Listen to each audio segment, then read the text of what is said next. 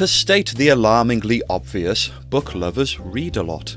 This means book lovers will therefore gain an intuitive idea of what makes a good read.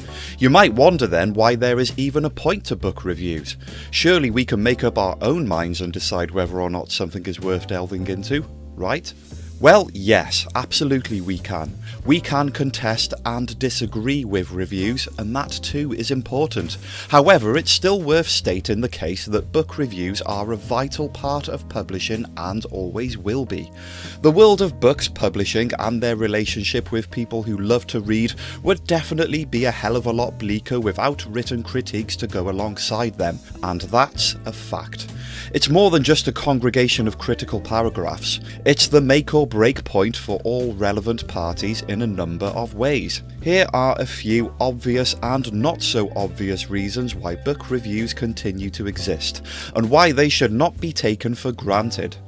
They are an indispensable resource for the reader. Reading a book is a big commitment. Well, bigger at least than listening to an album or watching a movie.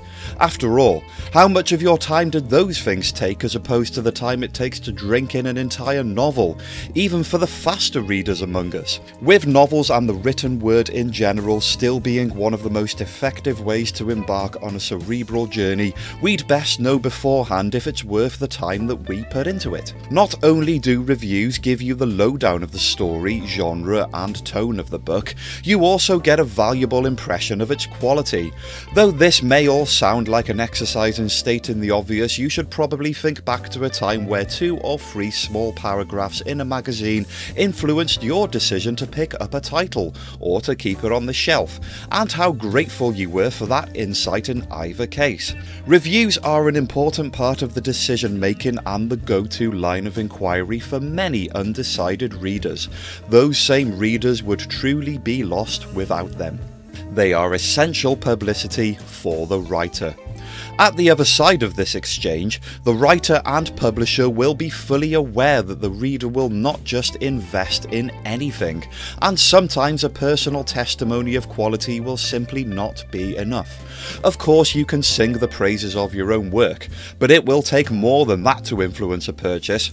Cue the power of the positive review, the turning point that will set your book on the right path to success before it is even published. If the jury is out with a big thumbs up from the word go, then copies will shift, and further success for the author is that much more assured than it would have been otherwise. Even if a reader has not had the opportunity to read a review or even be aware of the book in advance, the very feat of spotting that positive quote printed on the book's front cover is a humongous selling point for a person browsing in a shop, and can make the difference between a yes or a no. Good reviews shift units. That is a certainty. Reviews set a standard. The very existence of a review puts a book on the map in some ways, but this is a double-edged sword. A bad review can mean bad news and should be prevented at the earliest possible point. Of course, a customer has every right to disregard negative commentary and take the plunge into a book that has received a lot of bad press, and power to that person for following their inner voice. There's nothing wrong with this, but it's a general rule of thumb that bad reviews are not good for a novelist, and this can be as true for an established writer as it can for somebody just starting out. Just like that, a bar is set, and the fact that critical appraisal is a standard that will most certainly have to be met, writers and publishers are therefore motivated to put out nothing but the best material possible. Imagine how much poorer the writing climate would be if the people behind books didn't have critics, from whom they can learn exactly what will please the reader and what will gain the right kind of attention. As we all know, many writers and publishers still don't heed this advice properly, but those who do can reap the benefits, unleash their finest work, and in turn enrich the pool of reading available for the public. Bridges are built. For an industry such as publishing, especially independent publishing, networking is essential.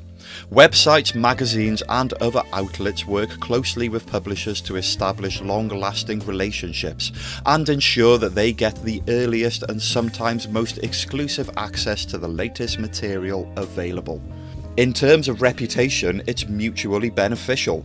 Publishers look good if they have a rapport with news outlets held in high esteem and vice versa. Off the back of good book reviews will then come the opportunity for more intrinsic forms of content, including interviews with authors and in-depth features about books. Well-built bridges between blogger and writer widens the experience for the reader, and so the relationship is beneficial for all parties. Everyone wins. So, as it turns out, there are a number of reasons why customers, publishers and authors can benefit from book reviews. But what about the person writing the review?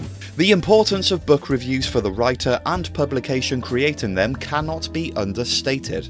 After all, what better way to become adept in the world of literature than to be someone who always reads, analyses and articulates? Be assured beyond any doubt that reviewing something creates a level of intimacy with the art form that can be seldom achieved otherwise. Full attention is essential, and the necessity to comprehend the core mission of the book is the only way a critic can do their job properly. Whether the end result is a verdict of positivity or the opposite, and the review is the appropriate mix of objective and earnest, then the writer behind that deliverance will be more than honed in their craft through the experience. Just like writing books, writing articles takes practice. Understanding books well enough to review them is a great skill for anybody to have. If you liked this video, don't forget to hit subscribe. You can also visit thebooknetwork.co.uk and sign up to connect with the best new books and authors, receive exclusive material for your book clubs, promote your published novel, and get access to a free database of over 800 publishers so you can find the right publisher for your writing.